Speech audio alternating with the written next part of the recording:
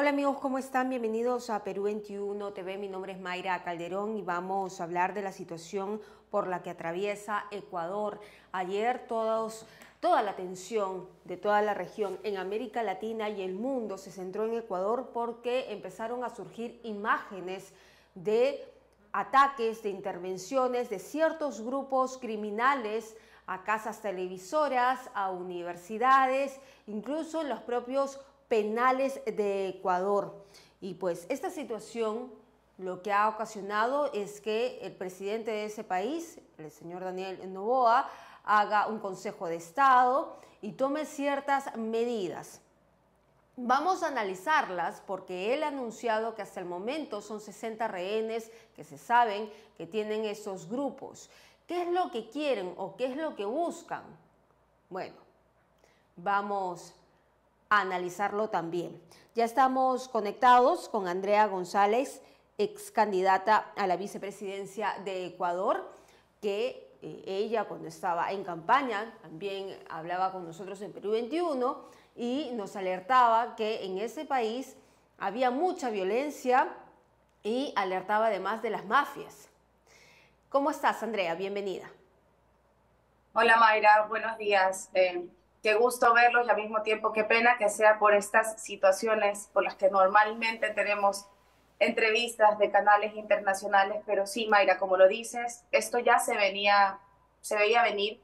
Hemos pasado unas elecciones por demás sangrientas, dejando a un lado el hecho personal de que Fernando Villavicencio, muy aparte de ser mi amigo, fue un candidato asesinado a puertas de un debate en la capital de un país. Esto quiere decir que ya se veía venir cuáles eran las consecuencias de tocar realmente los puntos del país que iban a destruir esta infraestructura, que realmente esta estructura que ya tenemos de narcoestado en el Ecuador. Definitivamente ayer fue un día por demás terrible para el país. En mi ciudad, específicamente en Guayaquil, donde se reportó el día de ayer la mayor cantidad de ataques, porque el día anterior fue en realidad en las ciudades de la sierra, vemos pues intentos desesperados de mantener secuestrada la democracia del país a través del terror. Bien, se ha dicho muchas cosas hasta el momento. El gobierno de Perú, por ejemplo, ha tomado ciertas medidas para cerrar la frontera con Ecuador, para evitar que los criminales que quieran asolaparse luego de hacer estas revueltas en Ecuador quieran pasar a nuestro país. Pero, sin embargo, ya se han señalado que miembros de dos mafias que tienen sus bases supuestamente en Ecuador están operando en la libertad de nuestro país. ¿Cómo ves tú ese análisis? ¿Eso es un problema solamente de Ecuador? ¿Ya traspasó, ya llegó a la región? ¿Cuáles son las medidas que se deberían tomar? Y si las que ya ha anunciado el presidente Noboa van por esa línea. En realidad es un problema regional, Mayra. Como yo lo veo, es realmente de ilusos pensar que Ecuador solamente puede manejar como país una trama internacional, que no solamente, y hablo regional porque en dónde están realmente los grandes líderes de los grupos delincuenciales que están operando en Ecuador. Están en México. Hablamos del cartel de México, hablamos del cartel de Sinaloa, que son representantes, o sea, quienes tienen representantes en el Ecuador. Justo hoy leíamos una noticia de dónde entra la mayor cantidad de armamento y justamente es desde la frontera de Perú. Por eso desde Ecuador aplaudimos el esfuerzo del gobierno peruano de un mayor control en la frontera, no solamente por la fuga, obviamente, de estos, como por ejemplo Fito o Colón Pico, que son jefes ya de estos grupos delincuenciales que se encuentran fugados de las cárceles, obviamente utilizarían rutas a través de Colombia o Perú para escapar del país, sino también para controlar el ingreso de armamento. El día de hoy nos levantamos con una noticia que dentro de un cargamento de cebollas se encontraban las municiones que entran dentro de las cárceles para que estos grupos delincuenciales continúen armados. Dentro de las propuestas de muchos candidatos hablamos de este apoyo de inteligencia internacional. Debemos recordar que Ecuador hace años tenía una base de logística norteamericana en Manta que fue sacada del lugar con el cuento de la soberanía, perdónenme que lo diga así tan explícitamente, en el gobierno del expresidente y prófugo Rafael Correa. Son años que se han venido también quitando, por ejemplo, los requisitos que necesitan los compatriotas colombianos para ingresar al país, el cual siempre va a estar con las puertas abiertas para aquellas personas de bien, pero quitarle el registro judicial a aquellos colombianos que cruzaban a nuestro país cuando sabíamos que las fuerzas disidentes de Colombia estaban buscando un nuevo lugar en donde estar, en donde asentarse, es un proceso que está dando el resultado que vemos ahora. Definitivamente Ecuador solo no podría luchar contra esto.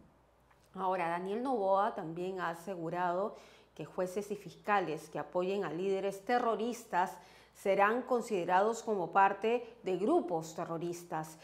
¿Qué tienes que decir respecto a esto? ¿También se ha comprado conciencias en el ámbito judicial? Este tema, este caso, Metástasis, como le ha puesto la fiscal general del Estado, Diana Salazar, a desenmarañar hasta dónde llegan realmente las raíces de la corrupción en Ecuador. Te habla de que de los tres poderes del Estado, solo podríamos hablar de uno que tiene salvación, que es el Ejecutivo. Por el momento, el tema, la parte judicial de Ecuador está totalmente corrupta y totalmente infiltrada por estos narcoterroristas, y leemos a través de los chats que dentro de esta investigación se pone al público los chats de uno de los principales cabecillas, que se le conoce como el patrón dentro de Ecuador, Norero, quien ya, entre comillas, no está con vida. De los chats que se rescatan de ese teléfono, se hablan incluso de habeas corpus de ex vicepresidentes del país que han sido utilizados por estas mafias. Entonces, la corrupción no solamente está en el narcoterrorismo en el territorio, sino que también está en el legislativo y en el judicial. Recordemos que hace pocos periodos, es más, en el periodo anterior de la Asamblea Nacional, contamos con un asambleísta que orgullosamente se llamaba parte de los Latin Kings, uno de los grupos delincuenciales a los que hoy el Estado le ha declarado una guerra interna. Entonces, realmente es complicado pensar que no hay grupos políticos que han realmente, la palabra es apadrinado a estos grupos delincuenciales. ¿Para qué? Para poder cumplir con agendas de impunidad que necesitan para poder mantenerse libres después de los actos de corrupción que han hecho en el país. Complicada la situación, Andrea, que nos describes, porque estamos viendo un sistema que se está cayendo a pedazos y cuya población es la que sufre finalmente. Entonces, mi pregunta va, ¿cómo se encuentra Ecuador hoy? ¿Cómo amaneció? ¿Qué es lo que piensa la gente? ¿Cuál es la reacción a través de las redes sociales? El apoyo de las personas a esta reacción, venga del presidente que venga, es total. Debemos comprender que Ecuador es uno de los países con más bajo nacionalismo de la región, cosa que ha pesado mucho, porque cuando tú entras a la guerra con un enemigo tan grande como el terrorismo, lo primero que necesitas es ciudadanos, compatriotas que estén con la valentía de sentirse parte de una patria que los va a proteger. El apoyo a las fuerzas públicas, tanto a la policía como a los militares que recién entran realmente a luchar en las calles, esta lucha que los policías vienen teniendo desde hace ya algún tiempo, tiene el apoyo total de la ciudadanía. Vemos en redes que se espera una reacción un poco más dura frente a, por ejemplo, las personas que ayer secuestraron un canal de televisión privado y dejaron la cámara abierta para causar el terror y el pánico en la ciudadanía. La reacción hacia la fuerza pública es un poco, no queremos presos. Creo que entre líneas se puede entender la desesperación por salvaguardar la vida de los inocentes. Definitivamente estamos en un estado del Ecuador en el que sí hay vidas que valen más que otras y son las de los inocentes. Por más duro que suene el tema en derechos humanos, Ecuador se ha convertido en un país en el que los que más derechos tienen son los delincuentes, los terroristas y los narcotraficantes, y no la persona de a pie, ni los niños, ni los padres de familia que van a dejar a sus hijos a casa. El día de ayer en Guayaquil fallecieron muchas personas totalmente ajenas a este conflicto. Padres que regresaban de la escuela, niñas de colegio. Esas vidas sí valen más que las de los terroristas. ¿Cuántas muertes se han registrado ya desde la revuelta en Ecuador? Y si la cantidad que ha dicho el presidente de los rehenes, 60 rehenes, ¿se puede hablar de personas o son trabajadores de los centros penitenciarios? Por favor, precísanos, Andrea. Mayra, es muy difícil darte números acertados porque realmente, y lo digo en la mejor de las críticas constructivas, al nuevo gobierno le debe mucho a la comunicación. Y sabemos que en un estado como el que está Ecuador en este momento la comunicación es crucial. Y si quieres usemos palabras mayores. La propaganda en tiempo de guerra es tu principal aliado para mantener justamente la fuerza de la nación. No tenemos números exactos, se habla incluso de 140 rehenes dentro de las cárceles, que serían guías penitenciarios. Ayer se filtraron videos de 2 ejecuciones de estos rehenes. Son cosas increíblemente duras de aceptar como país porque no se envían chivos expiatorios ni son realmente quienes deben considerarse mártires, sino que se habla de prevenir justamente el poder que tengan.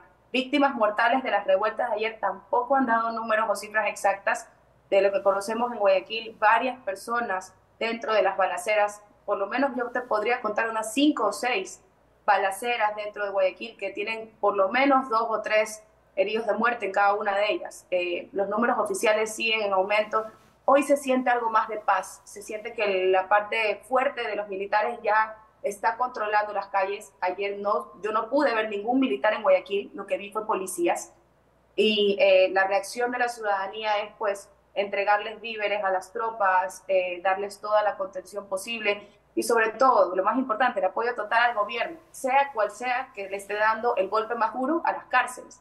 Y en ese sentido vemos que el legislativo, o sea, la Asamblea Nacional, está poniendo pues todo de su parte para no ser una piedra en el zapato como lo fue en el anterior periodo de Guillermo Lasso. Y para precisar, ya con eso termino, Andrea, ¿se sabe algo si se va a recibir ayuda internacional, ya sea de Estados Unidos o de otros países, en cuestión de armamento, en cuestión de inteligencia?